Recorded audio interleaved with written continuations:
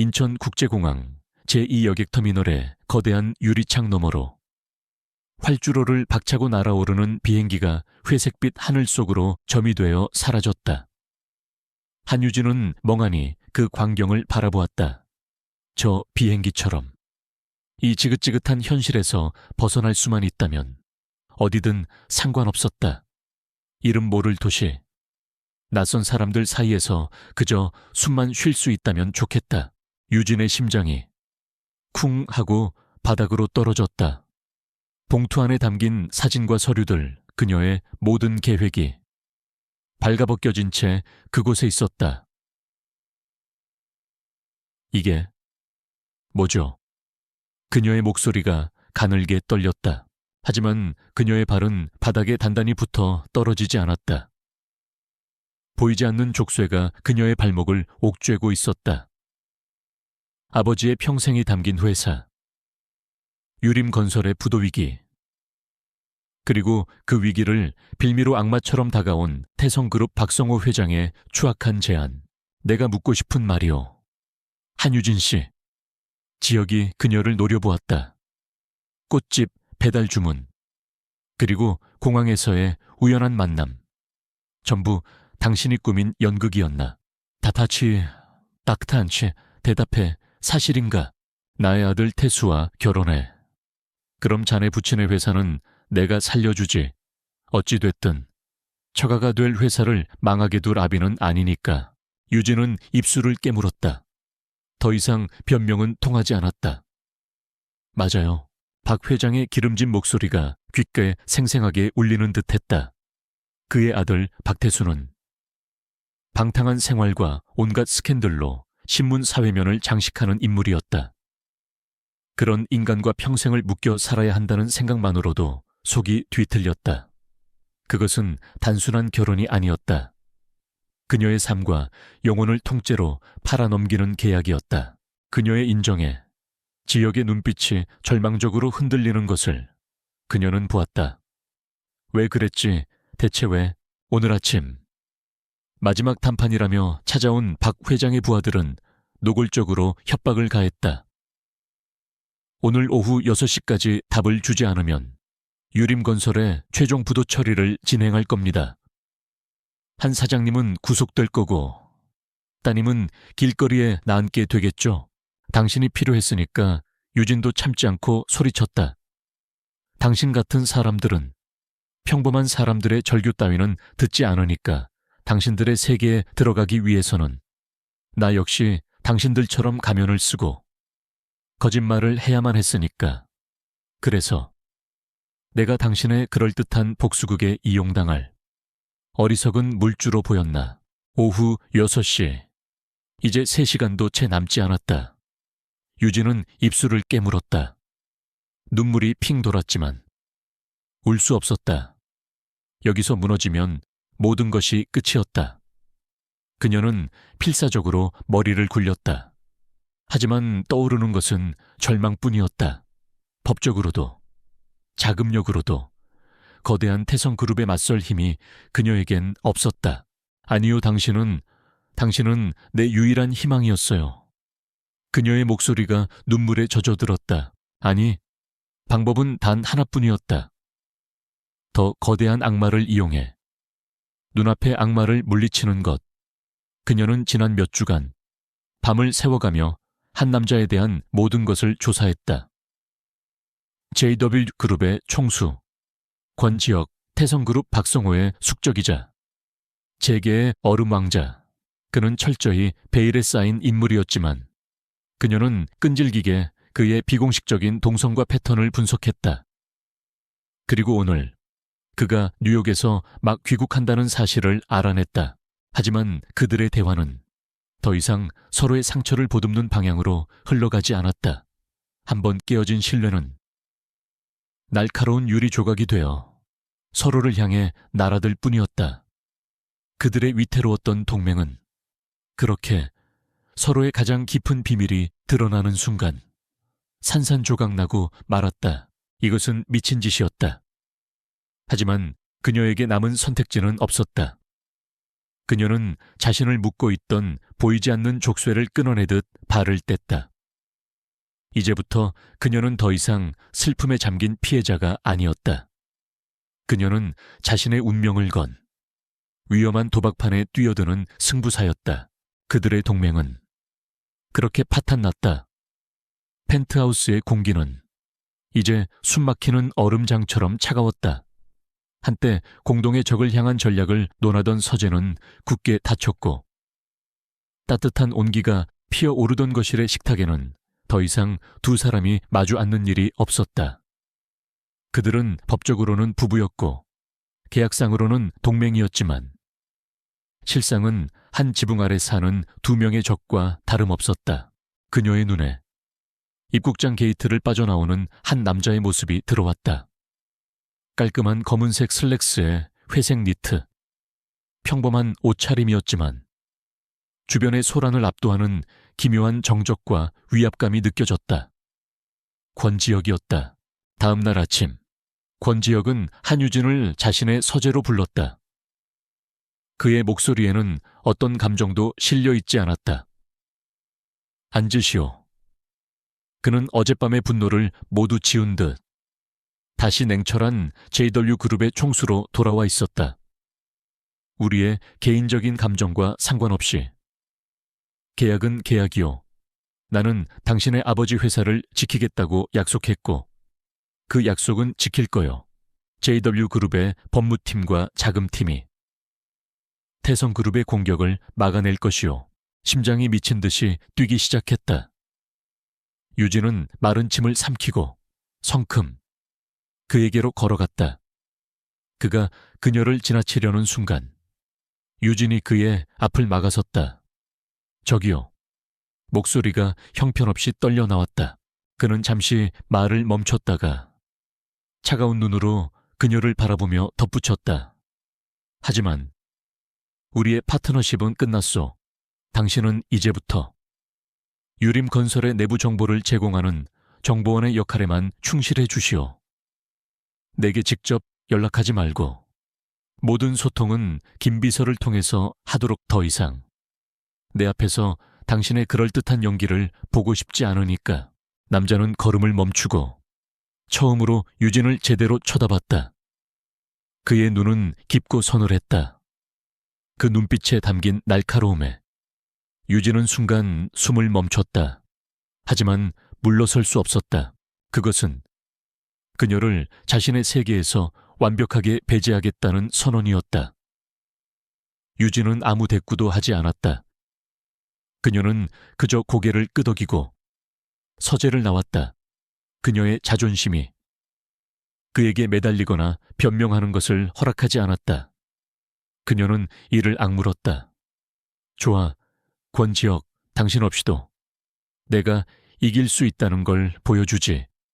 저와 결혼해주세요. 그날 이후 유진은 독하게 일에만 매달렸다.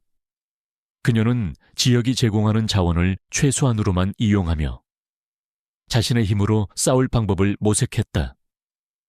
그녀는 밤을 새워가며 법률 서적을 파고들었고 아버지의 옛 동료들을 찾아다니며 도움을 청했다. 지역 역시 자신의 전쟁에 몰두했다. 그는 태성그룹의 주가를 흔들고 박성호의 약점을 파고들었다. 하지만 이상하게도 그의 모든 전략은 이전처럼 날카롭지 못했다. 그의 이성적인 판단 뒤에서 허를 찌르는 통찰력으로 조언을 해주던 그녀의 목소리가 사라졌기 때문이었다. 그들은 각자의 외로운 싸움을 시작했다. 서로가 서로에게 얼마나 절실하게 필요했는지를 깨닫지 못한 채 남자의 미간이 미세하게 찌푸려졌다. 그는 유진을 위아래로 훑어보았다. 값비싸 보이지만 어딘가 흐트러진 옷차림. 겁에 질렸으면서도 필사적인 눈빛. 그는 공항에서 별의별 사람을 다 겪어봤지만 이런 경우는 처음이었다. 그리고 그들의 분열을 태성그룹의 박성호는 놓치지 않았다. 그는 자신이 유림건설에 심어놓은 첩자 박상도 전무를 통해 권지혁과 한유진의 관계가 파탄났다는 보고를 받았다. 그래서 지금 그 둘이 서로 말도 안 섞는 냉전 상태다. 이 말이냐? 네. 회장님, 펜트하우스의 분위기가 살얼음판 같다고 합니다. 권지혁 회장은 한유진 대표를 거의 없는 사람 취급하고 한 대표 역시 복수심에 불타 권 회장을 믿지 못하는 눈치입니다. 잠깐만요. 제발. 유진이 다급하게 그의 팔을 붙잡았다. 물론 진짜 결혼을 하자는 게 아니에요. 계약 결혼이에요. 서류상으로만 기간은 1년. 아니, 6개월이라도 좋아요. 원하시는 건 뭐든 드릴게요. 돈. 얼마든지요. 박성호의 입가에 교활한 미소가 떠올랐다.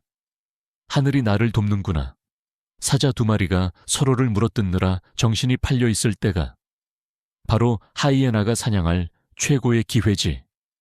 그는 지금이 저 오만한 젊은이들을 한꺼번에 파멸시킬 절호의 기회라고 판단했다. 그는 자신의 모든 것을 건 마지막이자 가장 거대한 함정을 준비하기 시작했다. 남자는 피식 어이없다는 듯 웃었다. 아가씨, 지금 나한테 사기치는 겁니까? 아니에요. 절대 아니에요. 전 그냥 시간이 필요해요. 딱 6개월만. 제가 결혼한 상태여야만 해요. 제발 한 번만 저 좀 살려주세요. 마지막 말은 거의 울음 섞인 절규였다. 그들의 싸움이 길어지는 동안 유진과 지혁은 서서히 지쳐가고 있었다. 그들은 각자의 전선에서 작은 승리들을 거두었지만 결정적인 한 방을 날리지 못한 채 소모적인 싸움을 계속하고 있었다. 그들은 깨닫고 있었다. 혼자서는 이 전쟁에서 이길 수 없다는 것을. 하지만 한번 무너진 신뢰와 상처 입은 자존심은 그들이 다시 손을 내미는 것을 허락하지 않았다. 권지혁 씨, 유진이 자신도 모르게 외쳤다. 방금 전 남자를 마중 나온 듯한 한 무리의 사람들이 그를 부르는 소리를 얼핏 들었던 것이 기억났기 때문이었다. 그렇게 시간은 흘러갔고 박성호가 파놓은 거대한 함정은 그들의 발밑에서 조용히 입을 벌리고 있었다.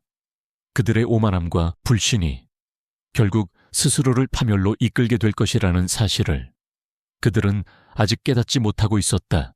남자의 발걸음이 우뚝 멈췄다. 그가 천천히 고개를 돌렸다. 그의 눈빛은 이전보다 훨씬 더 서늘하고 날카로워져 있었다. 내 이름을 어떻게 알지? 방금 저쪽에서 당신을 부르는 걸 들었어요. 박성호는 웅크리고 있던 맹수처럼 사냥할 완벽한 순간을 기다려왔다. 권지혁과 한유진의 분열. 그것은 그에게 하늘이 내린 기회였다. 그는 더 이상 주저하지 않았다. 그는 자신의 모든 힘을 동원하여 2개의 전선에서 동시에 마지막 총공세를 시작했다.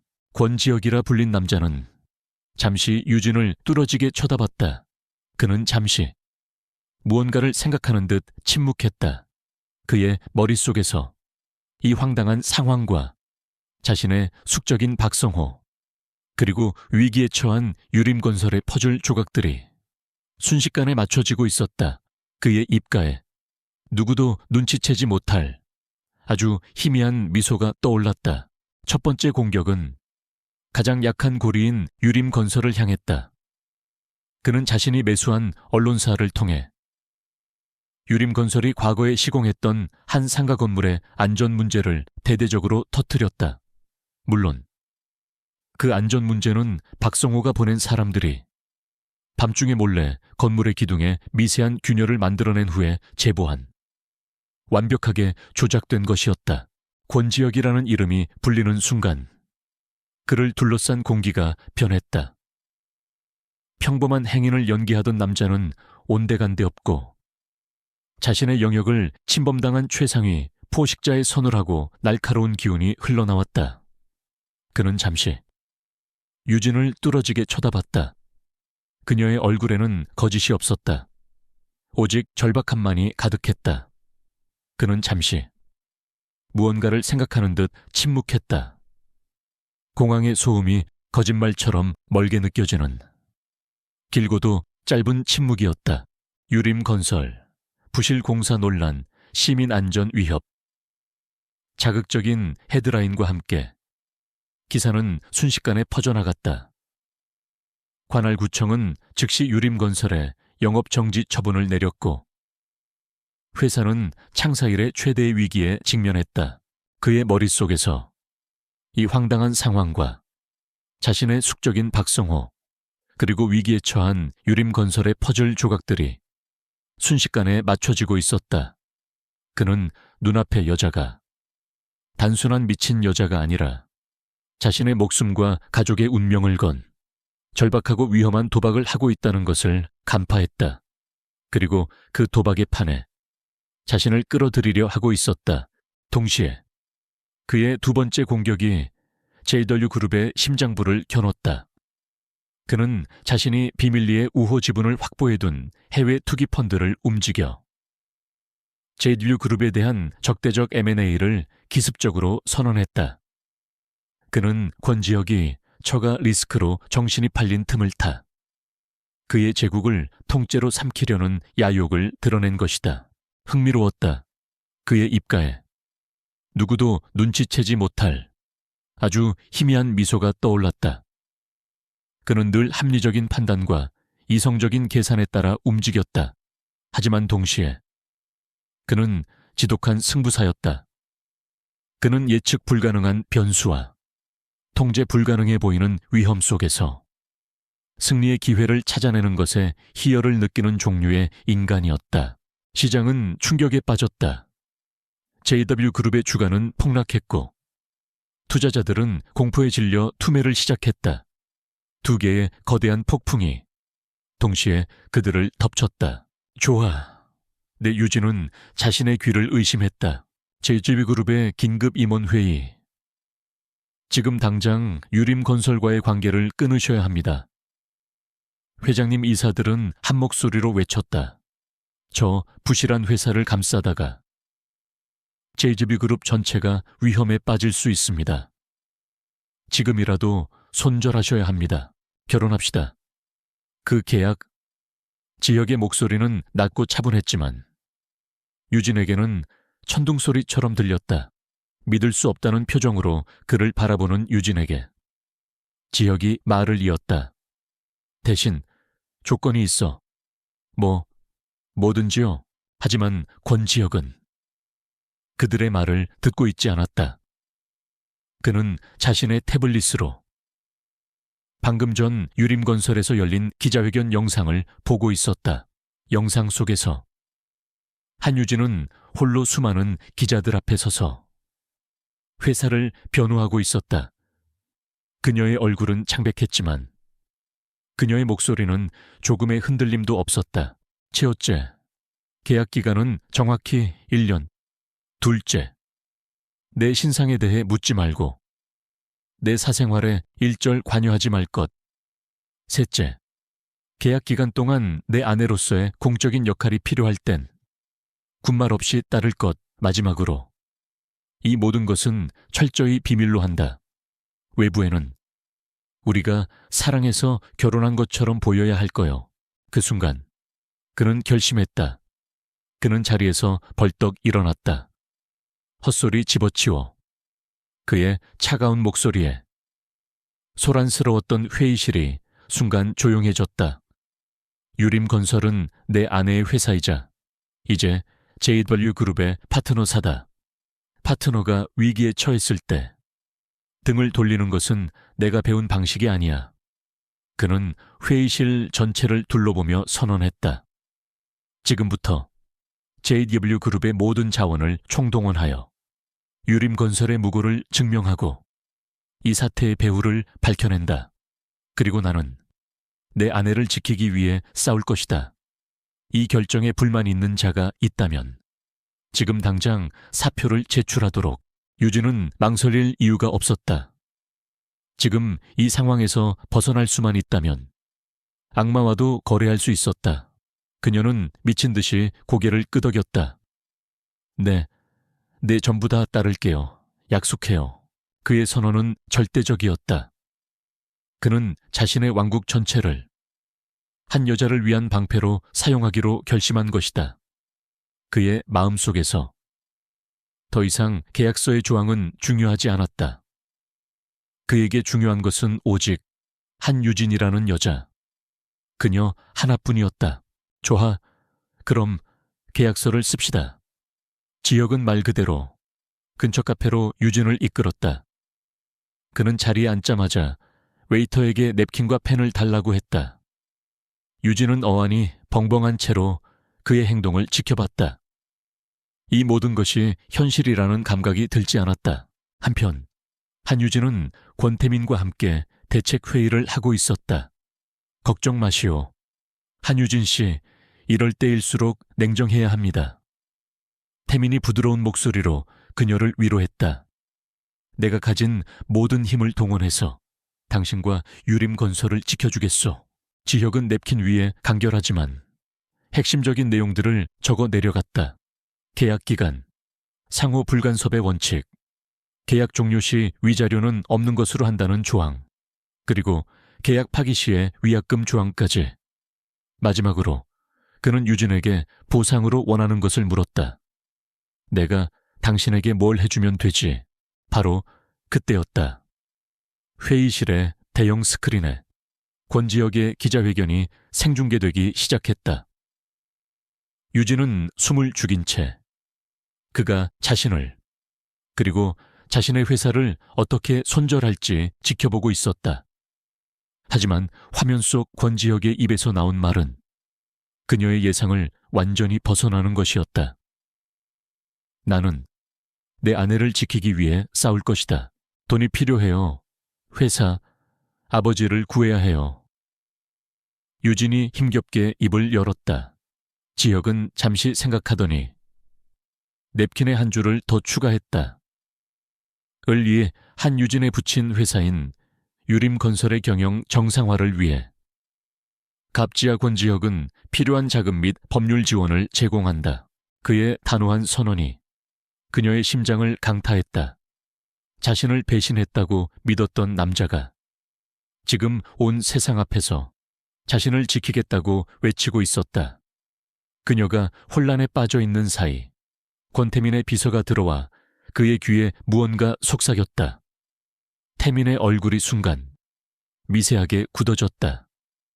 그가 보고 있던 태블릿 화면에는 JW그룹, TK그룹 보유, 태성건설 채권 대량 매도라는 긴급 속보가 떠 있었다.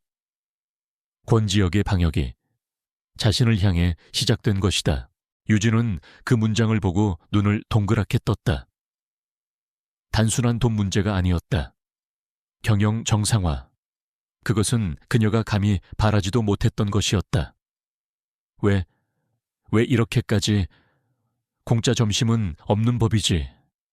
당신이 1년간 내 아내가 되어주는 값이라고 생각하시오. 내 시간을 할애하는 만큼 나 역시 이 계약에서 얻는 게 있어야 하니까. 그의 말은 지극히 거래적이고 차가웠다. 하지만 동시에 그는 자신의 정체를 드러냈다. 그리고 나는 박성호의 최악의 악몽이거든. 권지혁이라고 하지.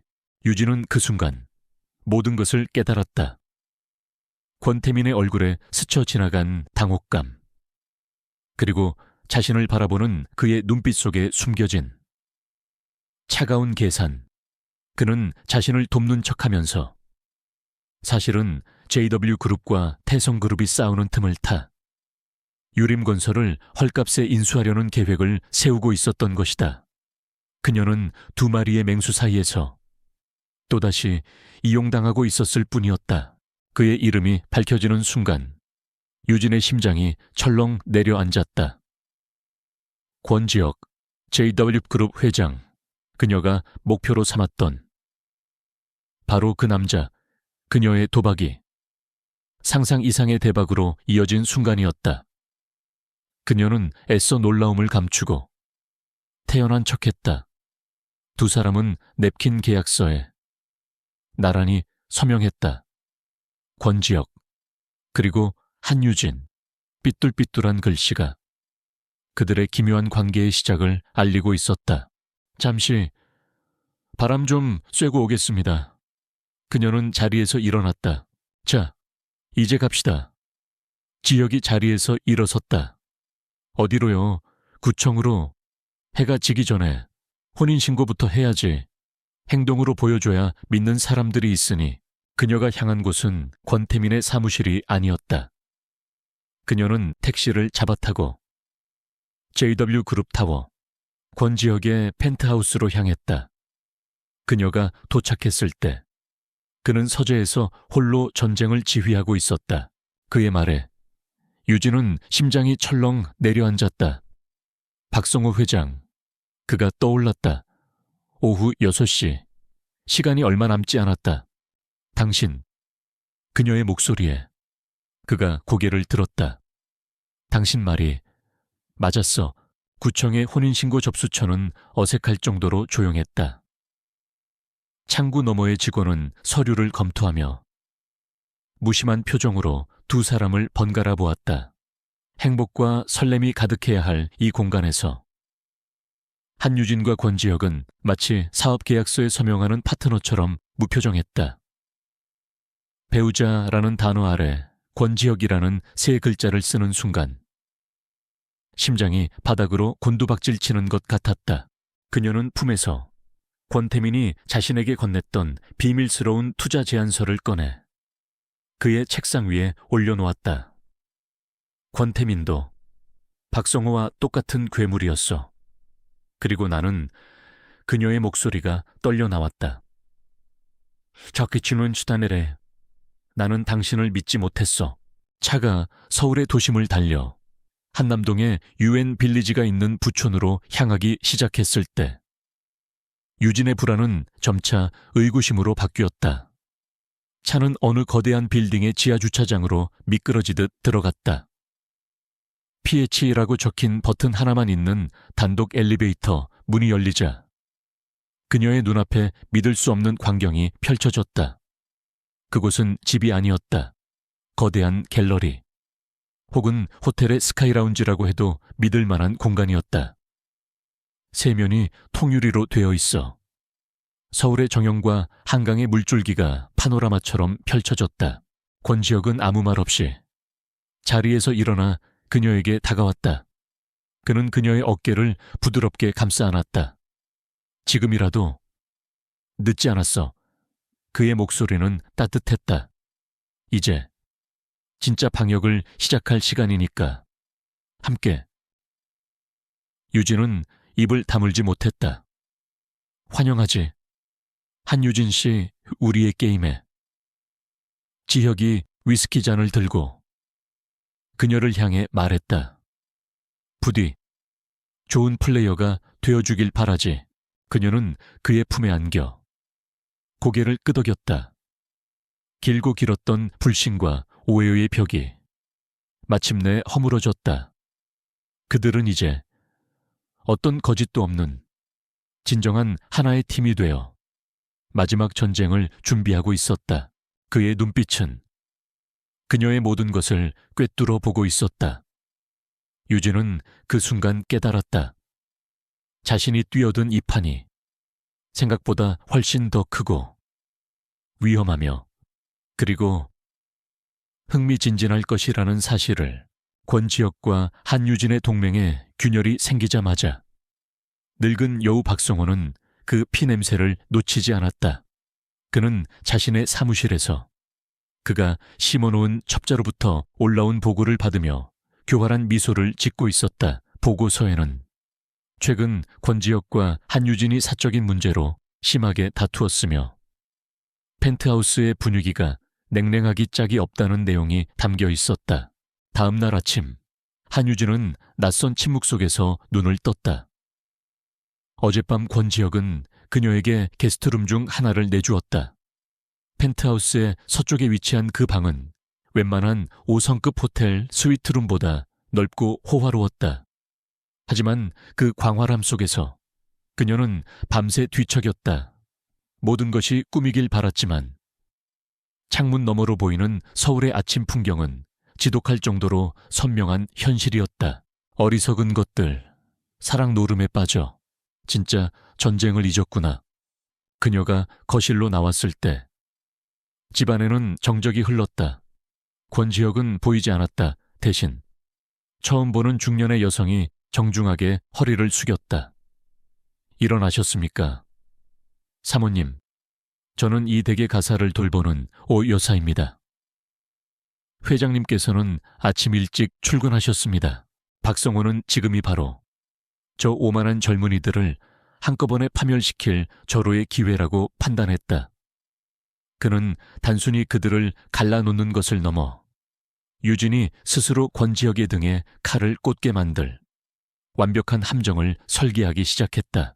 사모님, 그 어색한 호칭에 유진은 저도 모르게 몸을 떨었다. 오 여사는 그녀의 반응을 살피는 듯한 눈치였지만 이내 프로페셔널한 미소를 지으며 말을 이었다. 회장님께서 준비해두라 하신 것들입니다. 오 여사가 가리킨 곳에는 고급 쇼핑백 여러 개와 최신형 스마트폰 그리고 태블릿 PC가 놓여 있었다. 그는 자신의 신복을 불렀다. 자네, 유림건설 내부에 우리가 관리하는 인물이 있었지. 한 사장의 오랜 충신인 척하는 박상도 전무 말이야. 네, 회장님, 그 차를 이용할 때가 왔다. 내가 주는 이 선물을 아주 은밀하고 아주 충성스러운 척하며 한유진에게 전달하라고 일러라. 그녀가 완전히 우리를 믿도록 연기를 잘 해야 할 것이야. 앞으로 사용하실 물건들입니다. 휴대폰과 태블릿은 회장님께서 보안 설정을 마친 새 기기입니다. 옷은 급한 대로 몇 벌 준비했는데 조만간 전속 스타일리스트가 방문할 예정입니다. 유진은 말없이 태블릿 PC를 집어들었다. 화면을 켜자마자 인터넷 뉴스 포털의 메인 화면이 팝업으로 떠올랐다. 그리고 그 화면을 가득 채운 것은 그녀 자신의 얼굴이었다. 박성호가 건넨 선물은 JW그룹의 내부 보고서처럼 완벽하게 위조된 서류 뭉치였다. 그 안에는 권지혁이 유림건설을 돕는 척하면서 실제로는 유림건설의 부채를 헐값에 사들여 최종적으로는 회사를 통째로 흡수 합병하려는 계획을 세우고 있다는 거짓 증거들이 담겨 있었다. JW그룹의 유령 회사가 유림건설의 채권을 매입한 것처럼 보이는 가짜 금융거래 내역과 권지혁의 서명을 위조한 비밀 M&A 계획서까지 모든 것이 너무나도 진짜 같아서 전문가라도 속아 넘어갈 정도였다. 단독 JW그룹 권지혁 회장, 유림건설 한유진과 극비리 결혼 재개, 지각 변동 예고, 얼음 왕자의 마음을 훔친 신데렐라. 그녀는 누구인가? 적대적 M&A, 위기 속 유림건설. JW그룹과 손잡고 기사회생하나 며칠 후 유진은 유림건설 사무실에서 아버지의 오랜 충신이었던 박상도 전무와 마주 앉았다. 박 전무는 비통하고 괴로운 표정으로 그녀에게 서류 봉투 하나를 내밀었다. 사모님, 아니, 대표님, 제가 죽을 죄를 짓는 것인 줄 알면서도 도저히 돌아가신 한 사장님을 뵐 면목이 없어 이실직고합니다. 수십 개의 기사들이 그녀와 권지혁의 결혼을 대서특필하고 있었다. 공항에서 찍힌 듯한 흐릿한 사진과 어디서 구했는지 모를 그녀의 대학 졸업 사진이 나란히 실려 있었다. JW그룹 홍보팀이 배포한 것으로 보이는 공식 자료 덕분에 오랜 기간 조용히 사랑을 키워온 연인의 아름다운 결실이라는 로맨틱한 서사가 줄을 이루고 있었다. 이게 뭐죠? 전무님. 권지혁 회장의 진짜 속내입니다. 그는 우리 회사를 돕는 것이 아니었습니다. 우리를 잡아먹으려 하고 있었던 겁니다. 유진은 자신의 이름과 얼굴이 온 세상에 공개되었다는 사실에 현기증을 느꼈다. 어제까지만 해도 평범한 건축가였던 그녀가 하루아침에 대한민국에서 가장 주목받는 여자가 되어 있었다. 이것이 권지혁이 말한 전쟁의 시작이었다. 유진은 떨리는 손으로 서류를 읽어 내려갔다. 그녀의 얼굴이 시간이 갈수록 하얗게 질려갔다. 권지혁의 서명이 담긴 M&A 계획서. JW그룹의 유령 회사가 유림건설의 채권을 사들인 금융거래 내역. 모든 것이 너무나도 구체적이고 사실처럼 보였다. 최근 들어 자신을 소유물처럼 대하며 통제하려 했던 그의 모습이 떠올랐다. 권태민과의 만남을 그토록 반대했던 이유가 단순히 질투 때문이 아니었던 걸까? 자신의 유일한 탈출구를 막으려 했던 것은 아닐까? 그때 새로 받은 스마트폰이 짧게 진동했다. 발신인은 권지혁, 3글자였다. 오후 3시. 퀘스에서 열리는 대한민국 건축산업 미래 포럼에 참석한다. 1시까지 준비 마치도록. 문자는 그의 목소리처럼 차갑고 용건만 담겨 있었다. 의심의 씨앗은 분노와 배신감이라는 독을 먹고 순식간에 거대한 나무로 자라났다. 그녀는 결국 또다시 이용당한 것이었다. 아버지의 회사를 지키기 위해 발버둥치는 그녀의 절박함을 그는 자신의 제국을 확장하기 위한 도구로 사용했던 것이다. 그녀를 향한 그의 모든 친절과 배려는 결국 이 거대한 사기극을 위한 위선적인 연기였을 뿐이었다. 대한민국 건축산업 미래 포럼. 그곳은 국내 모든 건설, 건축업계 거물들이 총출동하는 가장 큰 연례 행사였다. 그리고 그 말은 즉슨 태성그룹 박성호 회장 또한 반드시 참석한다는 의미였다. 심장이 쿵 내려앉았다. 이렇게 빨리 유진은 아직 마음의 준비가 되지 않았다. 하지만 그녀에게 선택권은 없었다. 알겠습니다. 이 일은 저 혼자 알고 있겠습니다. 경솔하게 움직이지 마세요. 전무님. 그녀는 놀라울 정도로 침착하게 말했다. 하지만 그녀의 목소리는 얼음장처럼 차가웠다. 약속된 1시가 되자 오 여사의 안내에 따라 전문가로 보이는 사람들이 펜트하우스로 들어왔다. 헤어, 메이크업, 그리고 스타일리스트. 그들은 일사불란하게 움직이며 유진을 꾸미기 시작했다. 마치 전쟁터에 나가는 장수를 무장시키듯 스타일리스트가 내민 옷은 화려하지 않으면서도 기품이 흐르는 아이보리색 실크 원피스였다. 회장님께서 직접 고르셨습니다. 사모님의 전문적인 이미지를 부각하면서도 부드러운 카리스마가 느껴지도록요. 그날 밤 펜트하우스로 돌아온 유진은 권지혁을 다른 눈으로 보기 시작했다. 그녀의 눈에는 더 이상 흔들리는 감정이 없었다. 오직 차가운 경멸과 배신자에 대한 냉혹한 분노만이 남아있었다. 그녀는 자신의 방으로 들어가 문을 잠갔다. 그리고 그녀는 자신을 존중해 주었던 유일한 남자 권태민에게 전화를 걸었다. 거울 앞에 선 자신의 모습이 낯설었다. 공항에서의 절박하고 초라한 모습은 온데간데 없었다. 단정한 헤어스타일과 절제된 메이크업, 그리고 몸에 꼭 맞는 우아한 원피스는 그녀를 JW그룹의 안주인이라는 역할에 완벽하게 들어맞는 인물로 탈바꿈시켰다. 이것은 그녀의 갑옷이었다. 회장님, 접니다. 한유진. 회장님의 제안 아직 유효한가요? 수화기 너머에서 태민의 부드러운 목소리가 들려왔다. 언제든지요. 한유진 씨, 기다리고 있었습니다. 퀘스에 도착하자 이미 행사장 입구는 수많은 기자들로 인산인해를 이루고 있었다.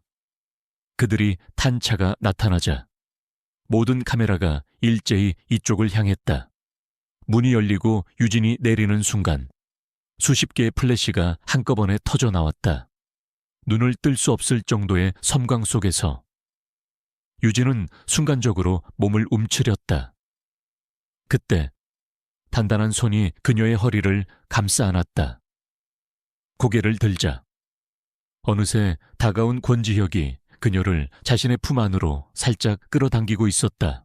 저를 도와주세요. 권지혁과 박성호. 그 두 괴물을 모두 무너뜨릴 수 있게. 그녀의 목소리에는 되돌릴 수 없는 결의가 담겨 있었다. 그녀는 이제 더 이상 누구도 믿지 않았다. 오직 자신의 힘과 자신을 이용할 가치가 있다고 판단한 또 다른 동맹만을 믿기로 했다. 괜찮아. 낮은 목소리가 귓가에 울렸다. 그는 이미 이런 상황에 익숙하다는 듯 조금의 동요도 없이 기자들을 향해 가볍게 목례를 했다. 그의 에스코트를 받으며 행사장으로 들어가는 짧은 거리가 마치 끝이 없는 레드카펫처럼 길게 느껴졌다.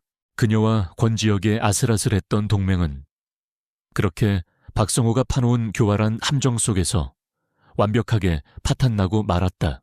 행사장 안으로 들어서는 순간 웅성거리던 장내의 모든 소음이 거짓말처럼 멎었다. 수백 명의 사람들이 일제히 입구 쪽을 바라보았다. 호기심, 질투, 경계, 놀라움, 온갖 감정이 뒤섞인 시선들이 비수처럼 날아와 박혔다. 고개 숙이지 마시오. 당신은 이제 내 사람이니까. 차를 타기 전 그가 보냈던 또 다른 문자 메시지가 머릿속을 스쳐 지나갔다. 유진은 마른 침을 삼키고 허리를 꼿꼿이 세웠다. 그녀는 더 이상 도망자가 아니었다. 이 전쟁의 또 다른 주인공이었다. 박성호는 웅크리고 있던 맹수처럼 사냥할 완벽한 순간을 기다려왔다. 권지혁과 한유진의 분열. 그것은 그에게 하늘이 내린 기회였다. 그는 더 이상 주저하지 않았다. 그는 자신의 모든 힘을 동원하여 두 개의 전선에서 동시에 마지막 총공세를 시작했다. 두 사람이 지정된 헤드 테이블로 향하는 동안 사람들은 모세의 기적처럼 길을 비켜주었다. 그리고 마침내 그들이 마주하고 싶지 않았던 그러나 반드시 마주해야만 했던 인물과 맞닥뜨렸다. 태성그룹 박성호 회장.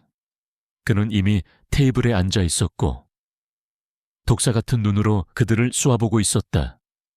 그의 얼굴 근육이 분노로 미세하게 경련하고 있었다. 첫 번째 공격은 가장 약한 고리인 유림건설을 향했다. 그는 자신이 매수한 언론사를 통해 유림건설이 과거에 시공했던 한 상가 건물의 안전 문제를 대대적으로 터뜨렸다. 물론 그 안전 문제는 박성호가 보낸 사람들이 밤중에 몰래 건물의 기둥에 미세한 균열을 만들어낸 후에 제보한 완벽하게 조작된 것이었다. 이런 권 회장, 아주 큰 뉴스를 몰고 오셨군. 박성호가 비아냥거리는 목소리로 먼저 입을 열었다. 소개가 늦었군, 내 아내. 한유진이요. 권지혁은 태연하게 유진을 소개하며 보란듯이 의자를 빼주었다. 유림건설, 부실공사 논란, 시민안전 위협. 자극적인 헤드라인과 함께 기사는 순식간에 퍼져나갔다. 관할 구청은 즉시 유림건설에 영업정지 처분을 내렸고 회사는 창사 이래 최대의 위기에 직면했다. 박성호의 시선이 유진에게로 향했다. 취향이 아주 독특하시군. 권 회장 망해가는 회사의 딸이라니. JW그룹의 격에 맞는 며느리감을 찾기가 그리도 어려웠나. 노골적인 모욕이었다. 장내의 공기가 차갑게 얼어붙었다. 권지혁의 얼굴에서 미소가 사라졌다. 내 아내의 가치를 모르는 당신 같은 사람에게 동시에 그의 두 번째 공격이 JW그룹의 심장부를 겨눴다. 그는 자신이 비밀리에 우호 지분을 확보해둔 해외 투기 펀드를 움직여 JW그룹에 대한 적대적 M&A를 기습적으로 선언했다. 그는 권지혁이 처가 리스크로 정신이 팔린 틈을 타 그의 제국을 통째로 삼키려는 야욕을 드러낸 것이다. 그가 차갑게 방역하려는 순간이었다. 박 회장님, 모두의 예상을 깨고 먼저 입을 연 것은 유진이었다. 그녀는 두려움에 떨고 있지 않았다. 오히려 놀라울 정도로 차분한 목소리였다. 유림건설의 친환경 건축 특허 기술은 회장님의 그 탐욕스러운 안목으로는 절대 알아볼 수 없는 가치를 가지고 있습니다. 기술의 가치를 모르는 경영자는 결국 시장에서 도태되기 마련이죠. 시장은 충격에 빠졌다. JW그룹의 주가는 폭락했고 투자자들은 공포에 질려 투매를 시작했다. 두 개의 거대한 폭풍이 동시에 그들을 덮쳤다. 그녀는 건축가로서의 자신의 전문성을 무기로 삼았다. 그리고 한 가지 더 정정해 드릴 것이 있습니다. 이제 유림건설은 혼자가 아닙니다. 마지막 말에 힘을 주며 그녀는 옆에 앉은 권지혁을 잠시 바라보았다. 그 행동 하나에 모든 의미가 담겨 있었다. 유림건설의 뒤에는 JW그룹이 있다는 강력한 선언이었다. 지금 당장 유림건설과의 관계를 끊으셔야 합니다. 회장님, JW그룹의 긴급 임원회의. 이사들은 한 목소리로 외쳤다. 저 부실한 회사를 감싸다가 JW그룹 전체가 위험에 빠질 수 있습니다. 지금이라도 손절하셔야 합니다. 장내에는 완전한 침묵이 흘렀다. 아무도 예상치 못한 방역이었다. 모두가 그녀를 그저 운 좋은 신데렐라 혹은 집안을 위해 팔려온 가련한 여자 정도로 생각했다. 하지만 그녀는 당당히 자신의 목소리를 냈고 박성호의 면전에 비수를 꽂았다. 박성호는 순간 말문이 막힌 듯 거친 숨만 몰아쉬었다. 하지만 권지혁은 그들의 말을 듣고 있지 않았다. 그는 자신의 태블릿으로 방금 전 유림건설에서 열린 기자회견 영상을 보고 있었다. 영상 속에서 한유진은 홀로 수많은 기자들 앞에 서서 회사를 변호하고 있었다. 그녀의 얼굴은 창백했지만 그녀의 목소리는 조금의 흔들림도 없었다. 권지혁의 얼굴에는 아주 희미하지만 분명한 미소가 스쳐 지나갔다. 그는 자신의 옆에 앉은 여자를 새로운 눈으로 바라보고 있었다. 생각보다 훨씬 더 강하고 쓸모있는 동맹군이었다. 그 순간 그는 결심했다. 그는 자리에서 벌떡 일어났다. 헛소리 집어치워 그의 차가운 목소리에 소란스러웠던 회의실이 순간 조용해졌다. 유림건설은 내 아내의 회사이자 이제 JW그룹의 파트너사다. 파트너가 위기에 처했을 때 등을 돌리는 것은 내가 배운 방식이 아니야. 그는 회의실 전체를 둘러보며 선언했다. 지금부터 JW그룹의 모든 자원을 총동원하여 유림건설의 무고를 증명하고 이 사태의 배후를 밝혀낸다. 그리고 나는 내 아내를 지키기 위해 싸울 것이다. 이 결정에 불만 있는 자가 있다면 지금 당장 사표를 제출하도록. 포럼에서의 공개적인 충돌 이후 JW그룹과 태성그룹 사이에 보이지 않던 적대감은 이제 수면 위로 떠올라 누구도 무시할 수 없는 전면전의 서막을 알렸다. 박성호는 격노했다. 그는 자신의 오만한 제국에 감히 흠집을 낸 두 젊은 남녀를 용서할 수 없었다. 그는 자신의 모든 힘을 동원해 유림건설의 숨통을 끊어버리기로 결심했다. 그의 선언은 절대적이었다.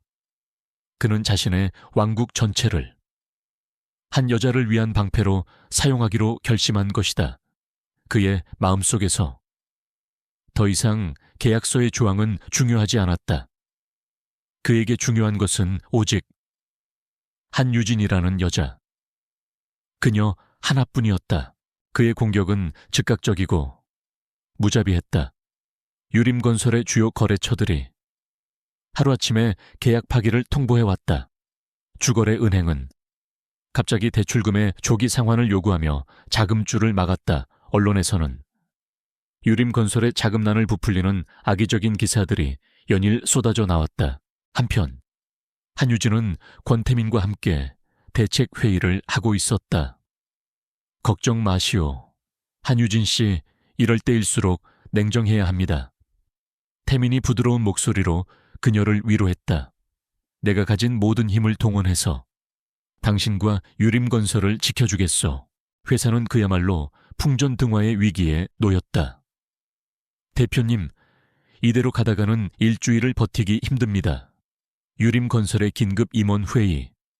아버지의 오랜 충신이었던 한 임원이 절망적인 목소리로 말했다. 유진은 굳은 얼굴로 회의를 주재하고 있었다. 그녀의 어깨는 천근만근 무거웠지만 그녀의 눈은 포기하지 않았다. 바로 그때였다. 회의실의 대형 스크린에 권지혁의 기자회견이 생중계되기 시작했다. 유진은 숨을 죽인 채 그가 자신을 그리고 자신의 회사를 어떻게 손절할지 지켜보고 있었다. 하지만 화면 속 권지혁의 입에서 나온 말은 그녀의 예상을 완전히 벗어나는 것이었다. 나는 내 아내를 지키기 위해 싸울 것이다. 그날 밤 펜트하우스의 서재는 전쟁 지휘본부나 다름없었다. 박성호는 우리가 자금난으로 무너지기를 기다리고 있어요.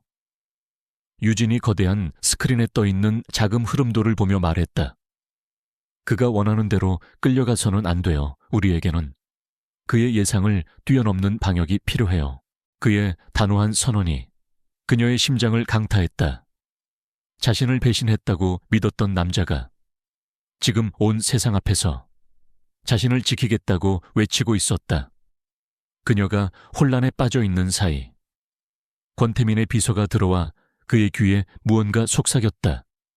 태민의 얼굴이 순간 미세하게 굳어졌다. 그가 보고 있던 태블릿 화면에는 JW그룹, TK그룹 보유 태성건설 채권 대량 매도라는 긴급 속보가 떠 있었다. 권지혁의 방역이 자신을 향해 시작된 것이다. 방법이 있어? 권지혁이 물었다. 유진은 그 순간 모든 것을 깨달았다.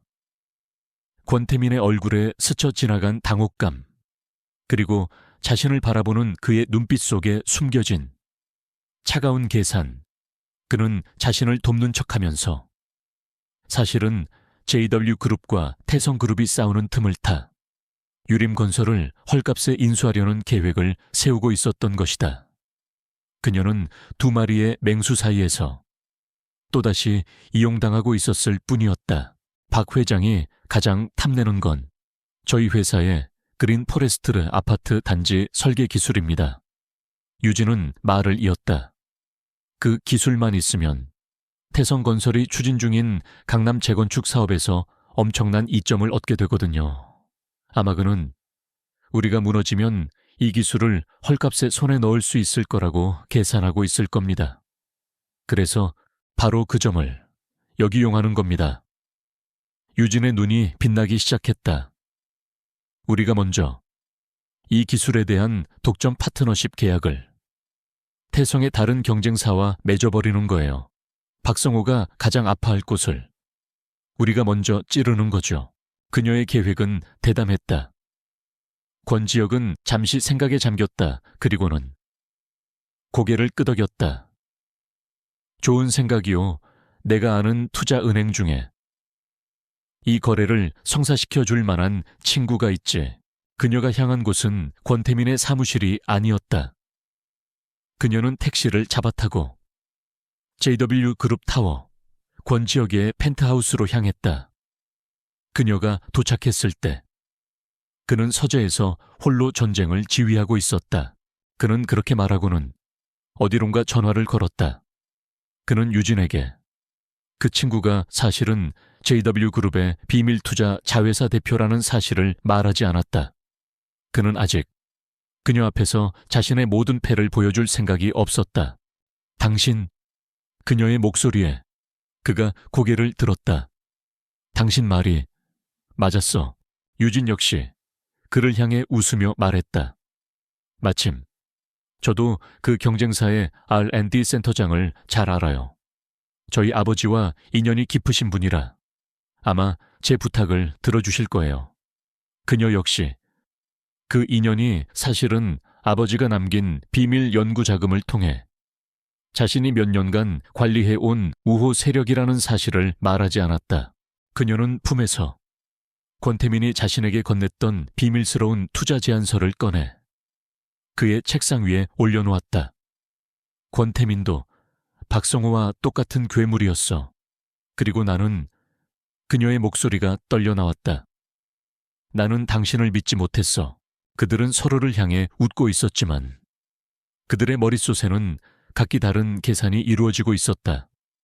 그들은 완벽한 파트너처럼 보였지만 동시에 서로의 진짜 힘을 숨긴 채 서로를 탐색하고 있었다. 그들의 동맹은 아직 살얼음판 위에 서 있었다. 권지혁은 아무 말 없이 자리에서 일어나 그녀에게 다가왔다. 그는 그녀의 어깨를 부드럽게 감싸 안았다. 지금이라도. 늦지 않았어. 그의 목소리는 따뜻했다.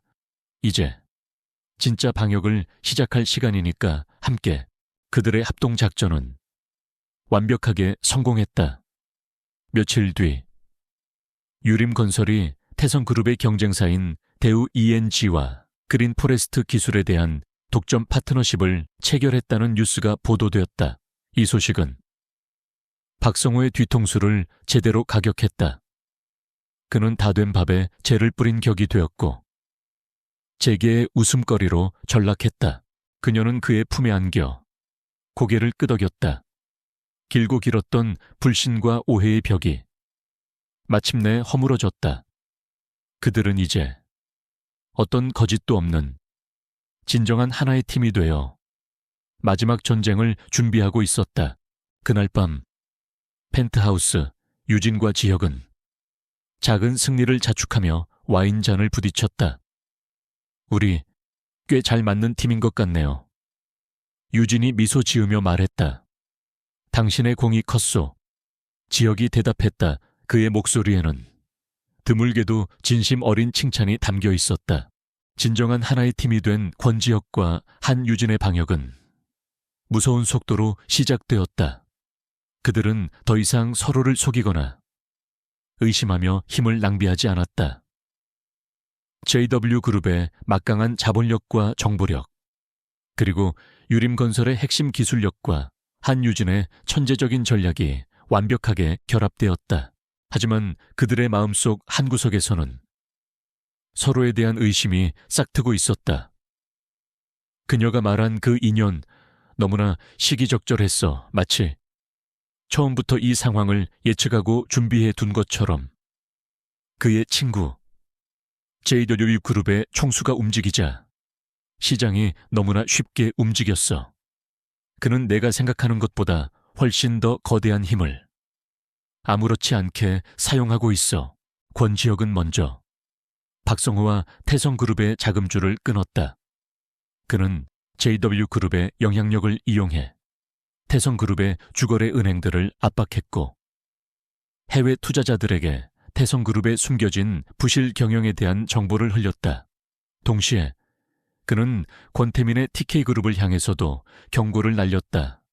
TK그룹 역시 태성그룹과 마찬가지로 수많은 비윤리적인 경영 행태를 저질러 왔고 권지혁은 그 증거들을 이미 손에 쥐고 있었다.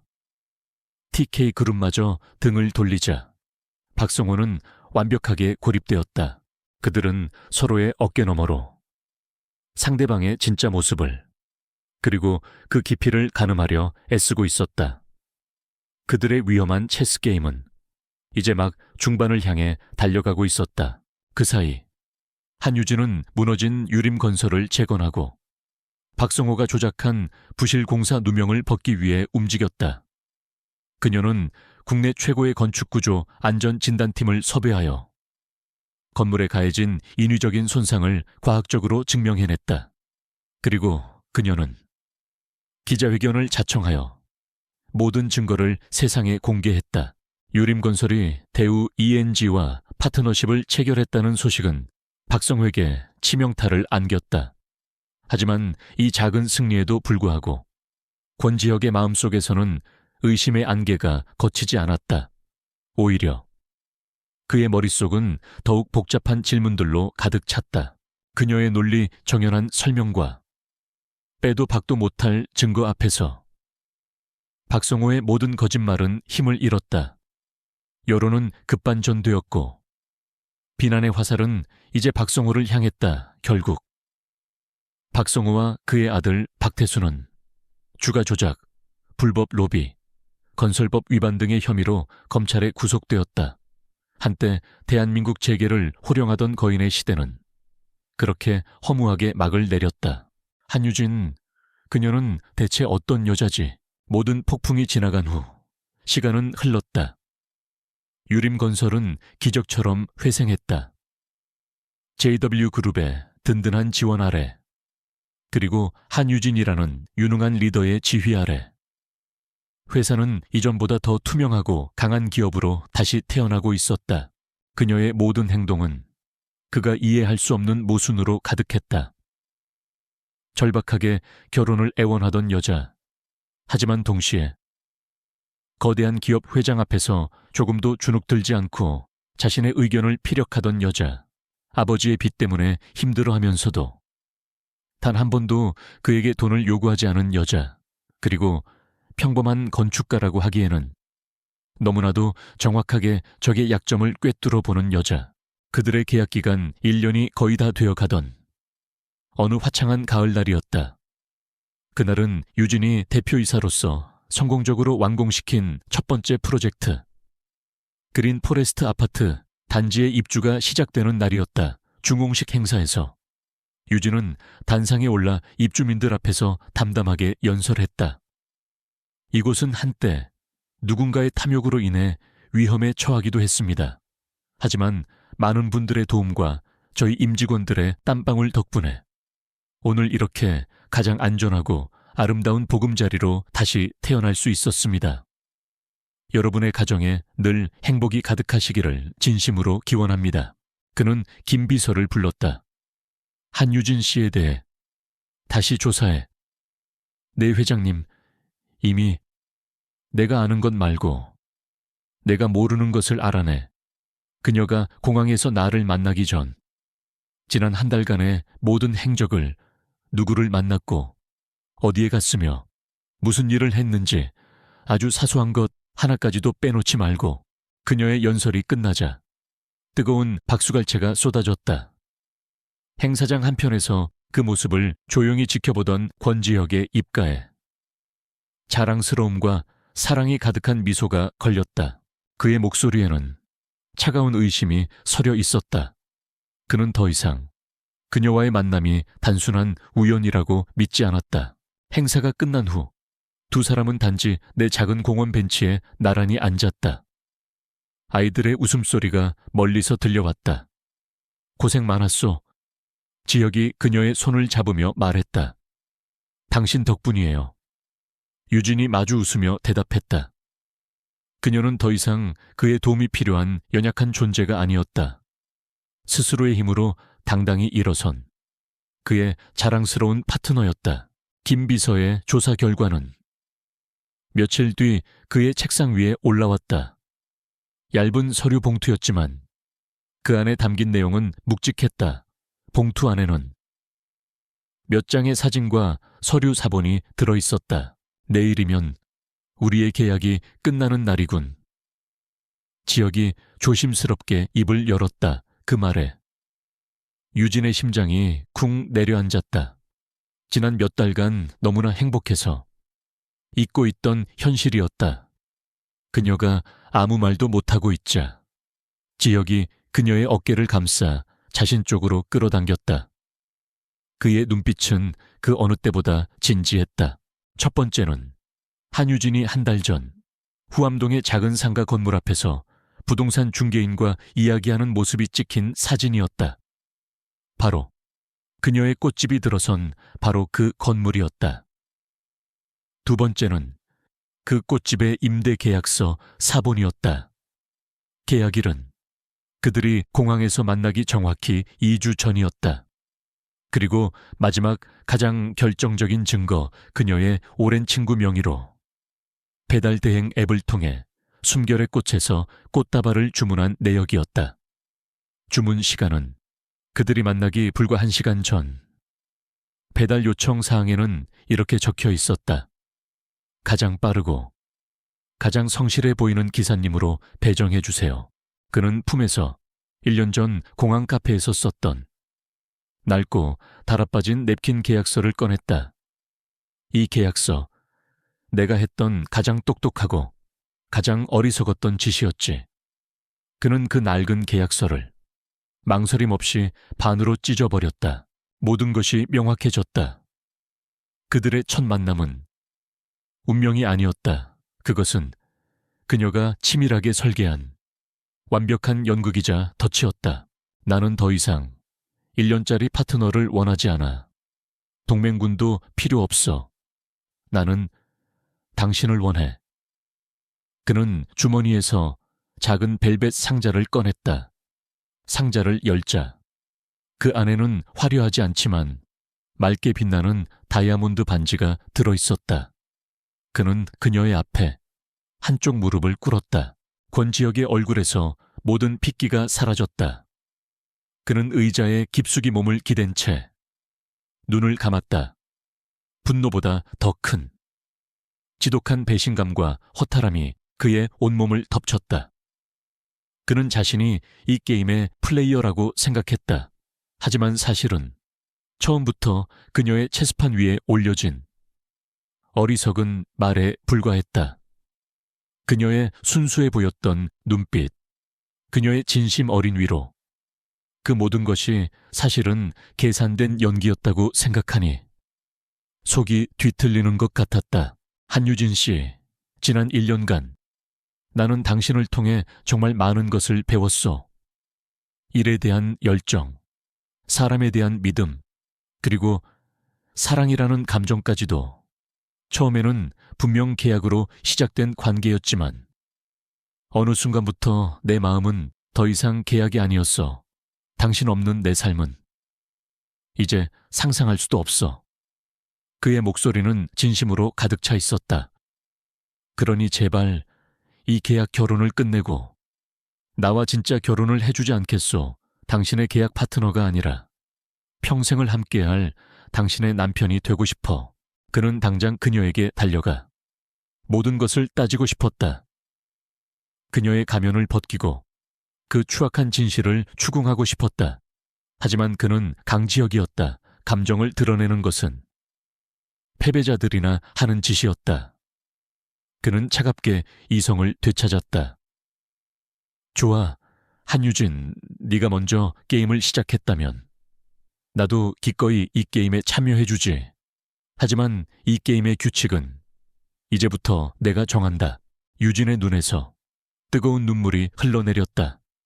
그것은 슬픔의 눈물이 아닌 벅찬 행복의 눈물이었다. 그녀는 세상에서 가장 행복한 미소를 지으며 고개를 끄덕였다. 네, 좋아요. 당신의 아내가 될게요. 권지혁 씨. 그날 밤 펜트하우스의 분위기는 그 어느 때보다도 차가웠다. 유진은 자신의 계획이 성공적으로 진행되고 있음에 만족하면서도 동시에 점점 더 커져가는 죄책감에 시달리고 있었다. 권지혁. 그는 분명 오만하고 냉정한 남자였지만 동시에 그녀가 상상했던 것 이상으로 유능하고 또 신뢰할 수 있는 파트너였다. 그녀는 자신의 거짓말이 그에게 어떤 상처를 주게 될지 두려워지기 시작했다. 지혁은 떨리는 손으로 그녀의 네 번째 손가락에 반지를 끼워주었다. 꼭 맞는 반지처럼 그들은 이제 서로의 삶에 완벽하게 들어맞는 존재가 되어 있었다. 그는 눈물을 흘리는 그녀의 얼굴을 부드럽게 감싸고 조심스럽게 입을 맞추었다. 우연히 공항에서 시작된 기묘한 계약 결혼. 그것은 절망 속에서 피어난 마지막 희망이었고 거대한 전쟁의 서막이었으며 두 사람이 서로의 상처를 보듬고 진정한 사랑을 찾아가는 긴 여정이었다. 그녀가 복잡한 생각에 잠겨 있을 때 지혁이 서재로 들어왔다. 이야기 좀 하지.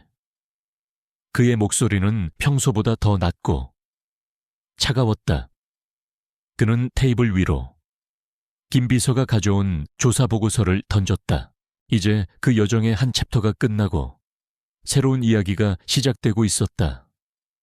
더 이상 거짓과 계약으로 맺어진 관계가 아닌 사랑과 신뢰라는 이름 아래 평생을 함께할 두 사람의 진짜 인생이. 가을 햇살이 그들을 따스하게 비추는 동안 그들은 서로를 마주보며 세상에서 가장 행복한 미소를 지었다. 잠시 바람 좀 쐬고 오겠습니다. 그녀는 자리에서 일어났다.